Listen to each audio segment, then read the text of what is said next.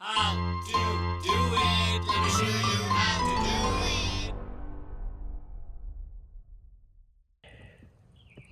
Hi guys, so I have this 2012 Chevy Volt. That's my dad's car. He was driving and all of a sudden the car kind of gave up, started making this noise, and he thought the transmission went bad, so he pulled over on the side. We got it towed back to the house. And now I'm here diagnosing what the problem could be. What happens is when you start the car and when you put it in drive, it just starts making this clunking sound and the car does not move. And that's pretty much it. From there onwards, you just put it back on drive and on park. And once you put it on park, the car kind of keeps rolling as well, which is a sign of bad transmission. But anyways, before jumping to conclusion, what I decided to do was kind of lift up the car and turn the front wheel and see this. You hear this clunking sound, and this is the type of sound that it was coming when the car was put into drive. And my first thought was the transmission went bad, but let me show you guys. Okay, so this axle right here, see what happens. This is spinning free. It's not even spinning the rod. So when you drive the car, this rod is supposed to turn the wheel, but seems like it has broken loose from here. And when I turn the wheel, only this part spins and this rod does not want to spin, which tells me that this outer joint, and you can see there's a lot of grease and leaks, so maybe something pinched this thing right there and caused the damage, whatever it was. But now I have to replace this entire CV joint.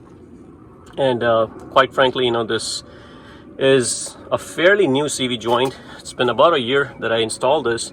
I'm kind of surprised that it failed, but luckily I have full warranty on this, from HowtoDoit. This is by AC Delco. They make a lot of Chevy parts, so I went and grabbed one, and I'm going to get that replaced.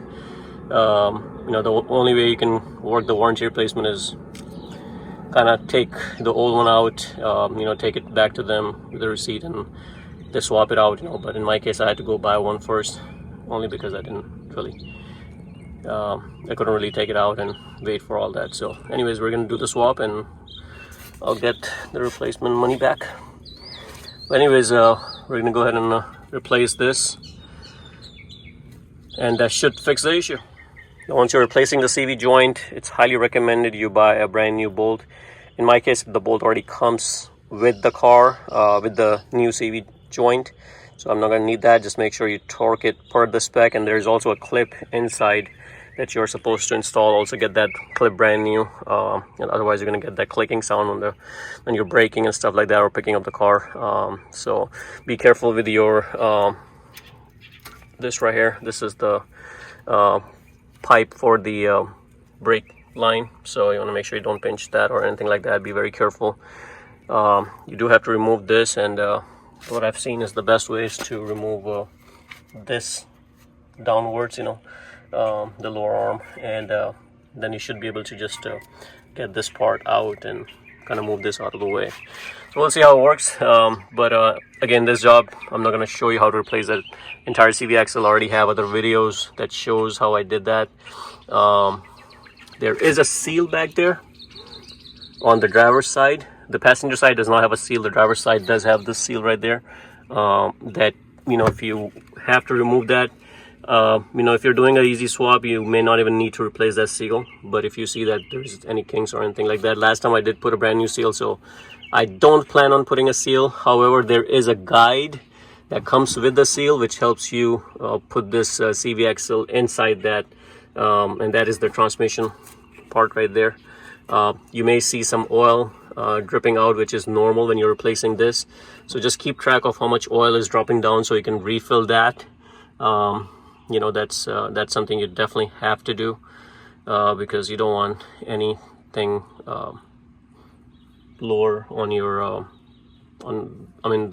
any less oil in your transmission. So make sure you top it off with the proper fluid. I do have another video where I showed how the seal is replaced. So do check it out. I'm going to try to leave that in the description, or you can find that in the playlist for Chevy Volt. And that's it, guys. I'm going to go get this work going and replace the axle, and hopefully that'll fix that problem. So again, if you hear this kind of sound, don't panic. It might not be a drive unit or the transmission. It could just be as simple as this axle. So we'll get that replaced. And guys, hopefully you like the video. If you like it, please subscribe to my channel and like the video. Thank you.